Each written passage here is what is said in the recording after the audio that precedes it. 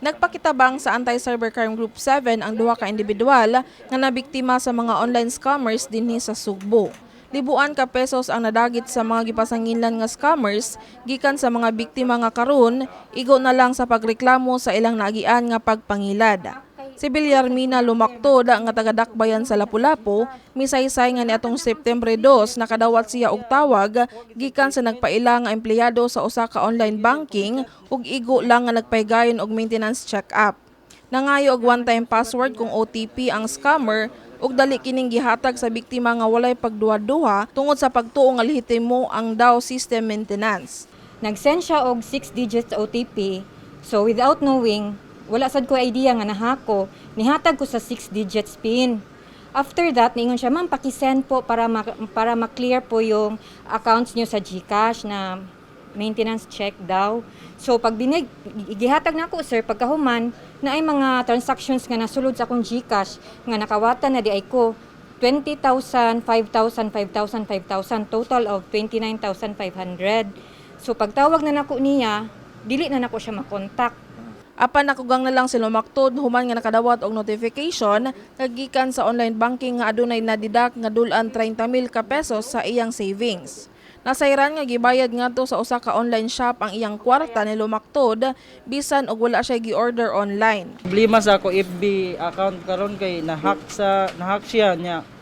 Daghan na siya nga gipangchatan nga ako mga FB friend nga nanghulam siya og kwarta nya na jud siya na biktima nga duha jud ka kuan ako ang misis o nga ako ang iyaan.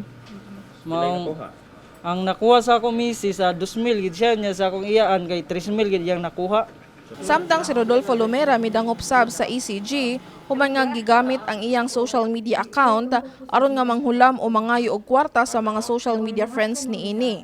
Gana ang scammer nakapangilad sa asawa ni Lumera nga mihatag gayud og 2,000 pesos. This is what we constantly remind the public na never to give out your OTP, your personal information or your OTP because the legitimate institutions, financial institutions will never ask for this. So once na ibinigay mo yung OTP mo, parang you are giving them access to your account. So ayun. Pipila lang kini sa mga nabiktima sa smishing nga usa ka modus o pagpangilad gamit ang pagpangayo og personal information og password aron nga maka-access sa account sa usa ka tawo. Subay niini mipahimangno sa katawhan ang Anti-Cybercrime Group nga dili mohatag og importanteng impormasyon kung wala makaila sa manawag sa telepono. Gipasabot ni Police Lieutenant Michelle Salbino, Information Officer sa AKG nga ang mga legitimate institution dili mangayo og OTP. Samtang kung usa ka nga nakadawat og mensahe nga napil ang imong pangalan o giauhag ka sa pagpang-apply og trabaho, mo-loan o mo-click og link, ayaw kini og tubaga. Giangkon sa ECG nga daghan na silang nadawat nga reklamo kalabot niini apan gihulagway nga dili makalarma sa pagkakaron.